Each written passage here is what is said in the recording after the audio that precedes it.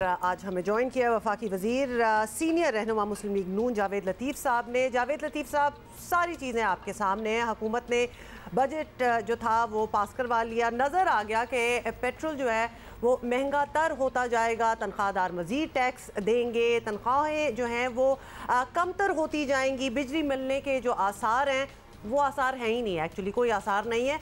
और महंगाई में इजाफा तो ऑब्वियसली रुक नहीं सकता।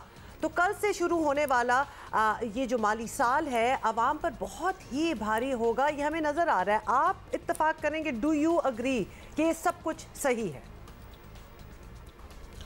देखें, ये बिल्कुल हकीकत है कि पाकिस्तान के पास अब कुछ नहीं है कि जिससे वो आवाम को कोई रिलीफ दे सके। ये एक हकीकत है जिसको हम सबको मान लेना चाहिए।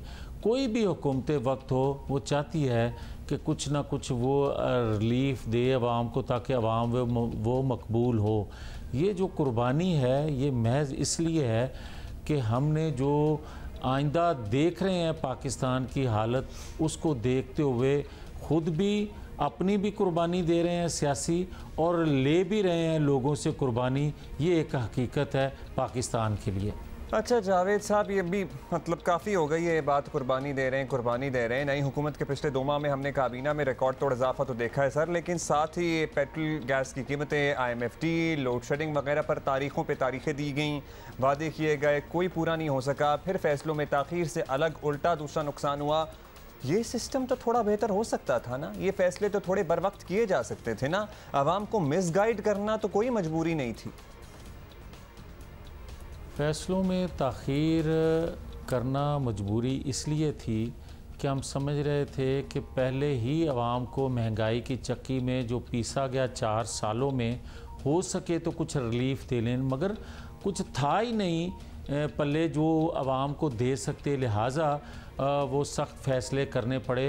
मगर मैं ये समझता हूँ कि आवाम जो 2 हफ्तों में 90 रुपये पर लीटर तेल महंगा जो हुआ, उसको बर्दाश्त करने की वजह यह है कि लोग हमें बेकसूर इसलिए समझते हैं कि 4 सालों का जो किया धरा था वो 4 हफ्तों में ठीक नहीं किया जा सकता था, जिसकी वजह से आवाम ने हमें बेल आउट किया।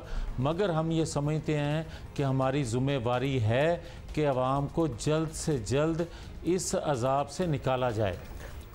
अच्छा, फिर जावेद लतीफ़ साहब, इस चीज़ के बारे में आप ज़रा बता दें कि ये भी बड़ी किसी न किसी तरीके से बावर करा दिया जाता है कि मुस्लिम लीग नून हुकूमत में नहीं आना चाहती थी, लेकिन आना पड़ा, मुश्किल फ़ैसले करने पड़ गए। आपने भी कराया बावर, तो सियासी कीमत भी होगी।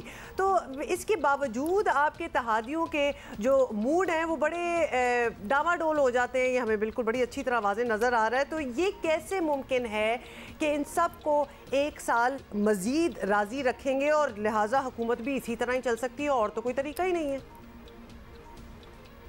देखें, ये एक हकीकत है जो सब पर अयां है कि अगर वो पिछली हुकूमत 6 माह और रह जाती तो ये आज जो मुश्किल फ़ैसले हम कर रहे हैं ये कोई और करता तो जो 4 सालों में गैर मकबूल हुआ और लोग जिस तरह उन पर उंगलियां उठा रहे थे मज़ीद उठाते। मगर हमने एक सियासी कीमत मुस्लिम लीग नून ने खाली नहीं अदा की।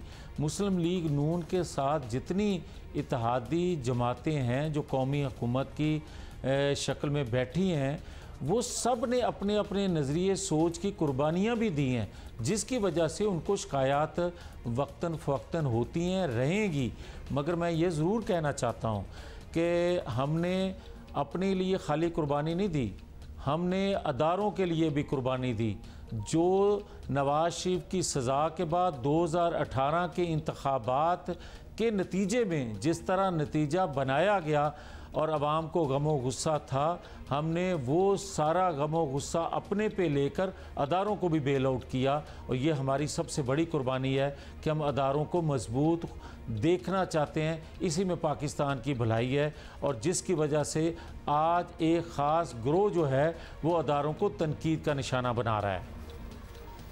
जावेद लतीफ़ साहब, बहुत बहुत शुक्रिया। और आपने of course you told us what you believe is the right thing, लेकिन आवाम बहुत मुश्किल में है। मतलब एक तो कुदरती मुश्किल है क्योंकि गर्मी माशाल्लाह इतनी ज़्यादा है, और ऊपर से जो सारी एक सिचुएशन बनी हुई है इसकी एक आई डोंट नो, मुझे लगता है कि लिटरली लोगों को कोई मेडिकल इश्यूज भी होना स्टार्ट हो गए। It's actually having a bad effect on your health.